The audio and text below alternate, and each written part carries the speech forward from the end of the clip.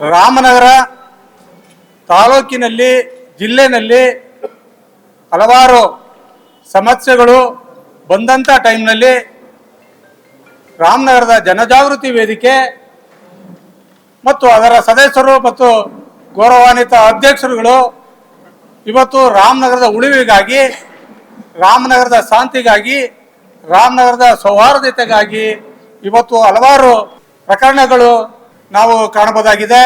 Railway ಹೋರಾಟ ಆಗಿರ್ಬೋದು, ಕ್ರೀಡಾಂಗಣದಾಗಿರ್ಬೋದು, ಮತ್ತೆ ವಿವಿಧ ಅಭಿವೃದ್ಧಿಯ ಹೋರಾಟಕ್ಕೆ ಜನಜಾಗೃತಿ ವೇದಿಕೆ ಹಲವಾರು ಕಾರ್ಯಕ್ರಮಗಳನ್ನು ಮಾಡ್ಕೋತಾ ಬಂದಿದೆ. ಅದೇ ರೀತಿ ಪ್ರಸ್ತುತ ಏನು ರಾಮನಗರದ ಪುರಾತನ ದೇವಾಲಯಗಳಾದಂಥ ವೀರಶೈವ ದರ್ಗಾ, ಮತ್ತೆ ಅರ್ಕೇಶ್ವರ ಸ್ವಾಮಿ ದೇವಸ್ಥಾನ, ಮತ್ತೆ ಈಶ್ವರನ ದೇವಸ್ಥಾನ, ಮತ್ತೆ ಅಕ್ಕಪಕ್ಕದಲ್ಲಿ ಇರ್ತಕ್ಕಂಥ 100 ವರ್ಷಗಳಿಂದಲೂ ಕೂಡ ಅಲ್ಲಿ ವಾಸ ಮಾಡ್ತಾ ಇರ್ತಕ್ಕಂಥ ನಮ್ಮ ಬಂಧುಗಳೇನಿದ್ದಾರೆ, ಆ ಒಂದು ವ್ಯಾಪ್ತಿಯ ಜಾಗವನ್ನ ಇವತ್ತು ನೋಟಿಫಿಕೇಶನ್ ಮಾಡೋದ್ರ ಮುಖಾಂತರ ಆ ಜಾಗಗಳನ್ನ ಅಕ್ವೈರ್ ಮಾಡ್ಕೊಳ್ಳುವಂತ ಕೆಲಸ ಇವತ್ತು ಆಗ್ತಾ ಇದೆ. ಹಾಗಾಗಿ ನಾವೆಲ್ಲ ಕೇಳ್ತಾ ಇರೋದು ಒಂದೇ, ಅಲ್ಲಿ ಆಗ್ತಾ ಇರ್ತಕ್ಕಂಥ ನೋಟಿಫಿಕೇಶನ್ ನ ದಯಮಾಡಿ ಕೈ ಬಿಟ್ಟು ನಮ್ಮ ಪುರಾತನ ದರ್ಗಾ ಮತ್ತೆ ಅರ್ಕೇಶ್ವರ ಸ್ವಾಮಿ ದೇವಸ್ಥಾನ ಮತ್ತೆ ವಾಸ ಮಾಡ್ತಾ ಇರ್ತಕ್ಕಂಥ ನಮ್ಮ ಪ್ರದೇಶಗಳನ್ನ ನೀವು ನೋಟಿಫಿಕೇಶನ್ ಕೈ ಬಿಡಬೇಕು ಅಂತ ಹೇಳಿ ಮಾನ್ಯ ಶಾಸಕರಲ್ಲಿ ಆ ಸ್ಥಳೀಯ ಸಂಸ್ಥೆಯ ವೀರಶೈವ ದರ್ಗಾದ ಮುಖಂಡರುಗಳು, ಅದೇ ರೀತಿ ಅರ್ಕೇಶ್ವರ ಸ್ವಾಮಿ ದೇವಸ್ಥಾನದ ಮುಖಂಡರುಗಳು ಮತ್ತೆ ಅಲ್ಲಿಯ ರಾಘವೇಂದ್ರ ಕಾಲೆಯ ನಿವಾಸಿಗಳು ಕೂಡ ಹೋಗಿ ಕೇಳ್ಕೊಂಡಿರ್ತಕ್ಕಂಥದ್ದು ತಮ್ಮ ಗಮನಕ್ಕೆ ತರ ಬಯಸ್ತೇನೆ. ದಿನಾಂಕ 6/4/26 ಅರ್ಕೇಶ್ವರ ಸ್ವಾಮಿ ದೇವಸ್ಥಾನದ ಮುಖಂಡರುಗಳು ಮತ್ತೆ ರಾಘವೇಂದ್ರ ಕಾಲೋನಿಯ ಮುಖಂಡರುಗಳು ಹೋಗಿ ಸನ್ಮಾನ್ಯ ನಗರಸಭಾ ಅಧ್ಯಕ್ಷರ ಹತ್ರ ಮನವಿಯನ್ನ ಮಾಡ್ತಾರೆ. ನಮ್ಮ ಕಾಲೋನಿ ಮತ್ತು ನಮ್ಮ ಪುರಾತನ ದೇವಸ್ಥಾನಗಳನ್ನ ನೋಟಿಫಿಕೇಶನ್ ಮಾಡಿದ್ದಾರೆ.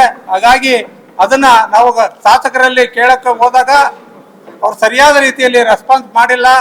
ನೋಟಿಫಿಕೇಶನ್ ವಿಚಾರದಲ್ಲಿ ನಾನು ವಾಪಸ್ ತಗೋತೀವಿ ಅಂತಕ್ಕಂಥ ವಿಚಾರ ಹೇಳಿಲ್ಲ ಅಂತಕ್ಕಂಥ ವಿಚಾರನ ಬಂದು ಸನ್ಮಾನ್ಯ ಅಧ್ಯಕ್ಷರಲ್ಲಿ ಮನವಿಯನ್ನ ಮಾಡ್ತಾರೆ 6ನೇ ತಾರೀಕು.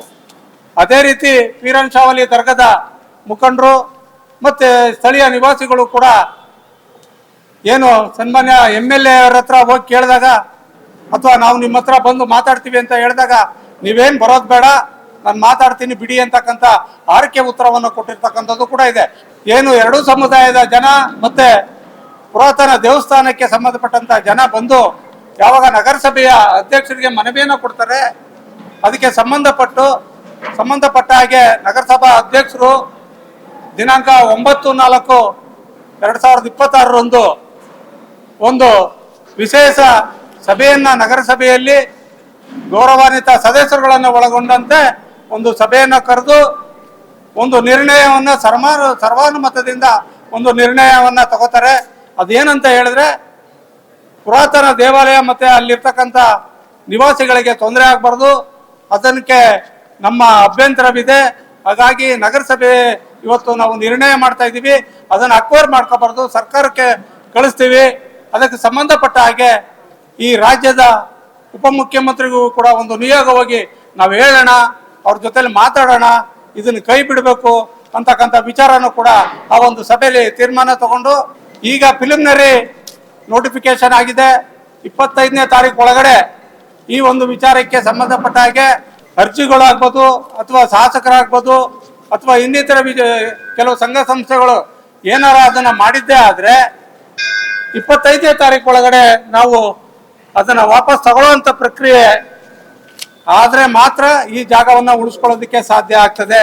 ನೀವು MLA ಸಾಹೇಬ್ರೆ 25ನೇ ತಾರೀಕು ಒಳಗಡೆ ನಾನು ವಾಪಸ್ ತಗೋತೀನಿ ಅಂತಕ್ಕಂಥ ಮಾತು ಬರ್ತಾ ಇಲ್ಲ. ಯಾರಿಗೋ ಕಿವಿಲಿ ಹೇಳಿದ್ದೆ ಅಥವಾ ಅವ್ರಿಗೆ ಯಾರಿಗೋ ಮೌಖಿಕವಾಗಿ ಹೇಳಿದ್ದೆ ಅಂತ ಹೇಳ್ತಾ ಇದ್ದಾರೆ.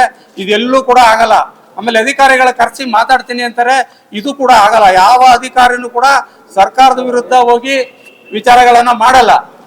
ಅದಕ್ಕೋಸ್ಕರ ದಯಮಾಡಿ ತಾವು ಗೌರವಾನ್ವಿತರು, ನಾವು ಕೂಡ ನಗರಸಭೆ ಮತ್ತೆ ನಗರದ ನಾವೆಲ್ಲ ಜನ ಇಲ್ಲಿ ಇದ್ದಿರ್ತಕ್ಕಂಥ ಎಲ್ಲರೂ ಕೂಡ ಅಭಿವೃದ್ಧಿ ವಿಚಾರದಲ್ಲಿ ನಾವು ಕೂಡ ನಿಮ್ಮ ಜೊತೆಲಿ ಇರ್ತೀವಿ. ಆದ್ರೆ ಇಲ್ಲ ಸಲ್ಲದ ಆರೋಪಗಳನ್ನು ಮಾಡೋದು ಮತ್ತೆ ಎತ್ತಿಕ್ತಾ ಇದ್ದಾರೆ ಅಂತಕ್ಕಂಥದ್ದು, ಅಭಿವೃದ್ಧಿಗೆ ಅಡ್ಡಪಡಿಸ್ತಾರೆ ಅಂತಕ್ಕಂಥದ್ದು ಇದು ಸಾರಾಸಗಟಾಗಿ ತಳ್ಳಿ ಹಾಕ್ಬೇಕು. ಮತ್ತೆ ಈಗ ಆಗಿರ್ತಕ್ಕಂಥ ನೋಟಿಫಿಕೇಶನ್ ವಾಪಸ್ ತಗೊಳ್ಳೋ ಪ್ರಯತ್ನವನ್ನ ತಾವು ಮಾಡಬೇಕು ಅಂತ ಕರುನಾಡು ಟೈಮ್ಸ್ ಚಾನೆಲ್ನಲ್ಲಿ ಸುದ್ದಿ ಮತ್ತು ಜಾಹೀರಾತು ನೀಡಲು ಈ ನಂಬರ್ಗೆ ಕರೆ ಮಾಡಿ.